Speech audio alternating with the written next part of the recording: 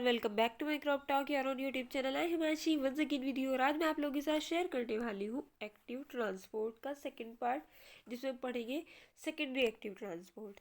वैसे ये वीडियो मैंने स्पेशली बनाई है बैक्टीरिया के रेफरेंस में।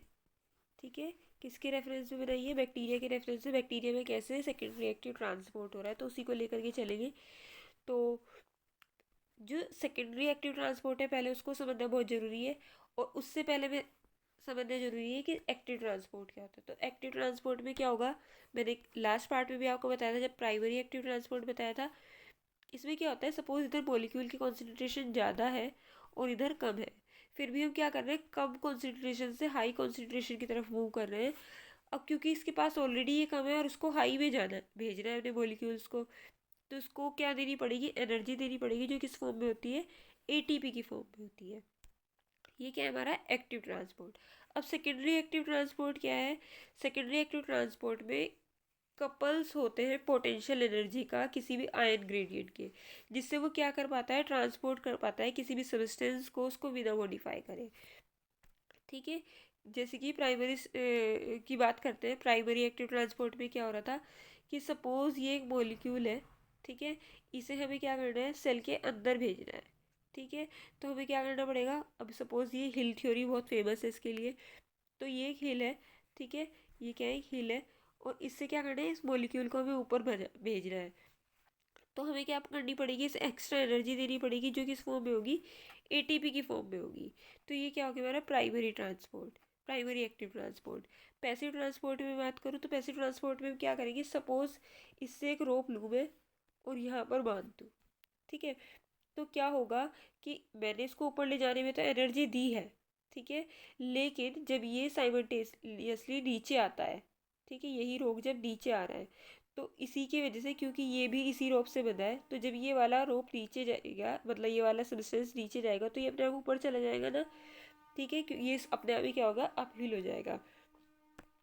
तो यही क्या है, हमने एनर्जी तो एक में दी थी, ठीक है, एक को ऊपर करने के लिए दी थी, और दूसरे वाला क्या है, अपने आप हमारा ऊपर आ जा रहा है।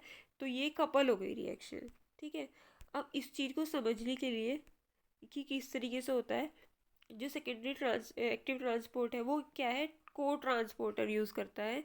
मतलब इसमें टू सब्सटेंस साइमल्टेनियसली मूव होते हैं। ठीक है, मैंने आपको बताया था प्राइमरी में एक हो रहा था, सेकेंडरी में क्या हो रहा है, दो हो रहे हैं।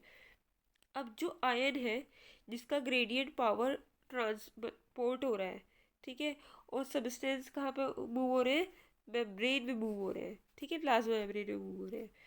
जब कोई भी आयन, ठीक है, या अदर सब्सटेंस, दोनों क्या है, मूव हो रहे हैं सेम डायरेक्शन में, तो क्या होगा, सिम्पोर्ट। और जब अलग अलग डायरेक्शन में होता है, एंटीपोर्ट। ठीक है, ये हमारी मेम्ब्रेन है, ये क्या है, प्रोटीन है, चैनल प्रोटीन है। जब कोई भी आयन, ठीक है, सेम डायरेक्शन में हो रहे हैं तो सिम्पोर्ट, चाहे वो इधर वाले डायरेक्शन में हो रहे हो चाहे इधर वाले डायरेक्शन में हो रहे हो। ठीक है, लेकिन होंगे एक ही डायरेक्शन में दोनों। तो क्या होगा हमारा, सिम्पोर्ट। और एंटीपोर्ट कब होगा, जब अपोजिट डायरेक्शन में, सपोज एक इधर आ रहा है और एक इधर जा रहा है, या फिर इधर जा रहा है और ये आ रहा है, जो भी है। ठीक है, तो क्या होगा हमारा, एंटीपोर्ट। अब जो आयन ग्रेडियंट है वो यूज़ करते हैं, जो भी यूज़ कर रहे हैं सेकेंडरी एक्टिव ट्रांसपोर्टर को, वो थ्री वेज से राइज हो सकते हैं। कैसे? पहला तरीका तो ये हो गया कि वो क्या करें, ये रिजल्ट होगी किसका, बैक्टीरियल मेटाबॉलिक एक्टिविटीज़ का। ठीक है, जो कि जो हमारी रिएक्शन होती है या फिर प्रोसेस होता है एनर्जी कंजर्वेशन का, उस दौरान। हमने इलेक्ट्रॉन ट्रांसपोर्ट चेन तो सभी ने पढ़ी हुई है, ठीक है, नहीं पढ़ी है तो पढ़िए उसको।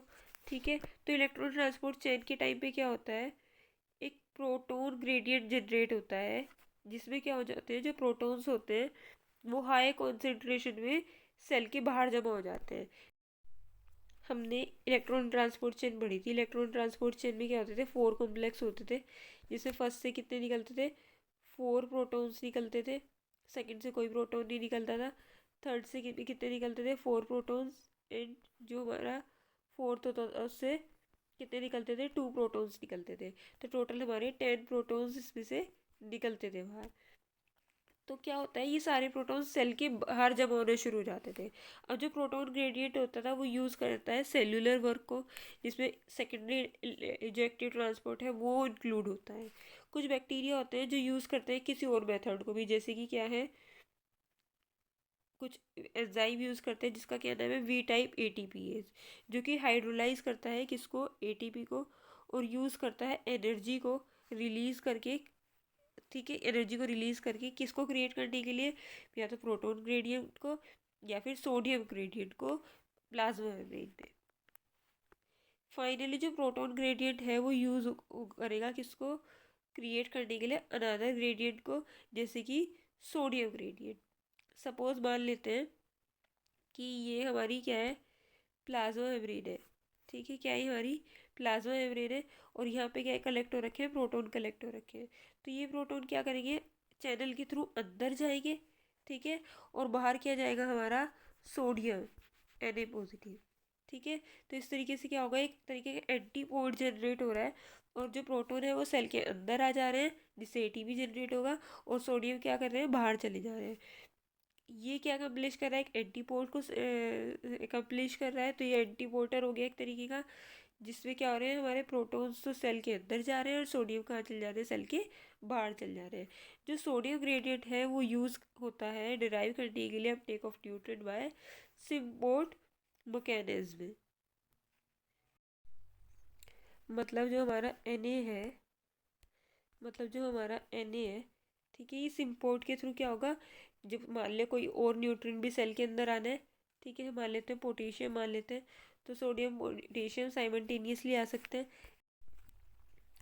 सो लैक्टोज परमेसिस जो है इकोलाई का, वो बहुत ही अच्छा एग्जांपल है सिम्पोर्ट का, किसमें, सेकेंडरी एक्टिव ट्रांसपोर्ट में। इसमें क्या होगा, सिंगल प्रोटीन जो है कि वो क्या करता है, ट्रांसपोर्ट करता है लैक्टोज मोलिक्यूल को इनवर्ड एज प्रोटोन, ठीक है, साइमल्टेनियसली ऐड हो जाएंगे। क्या होगा, प्लाज्मा मेम्ब्रेन में लैक्टोज मोलिक्यूल है, ठीक है, और यहाँ पे प्रोटॉन्स भी हैं।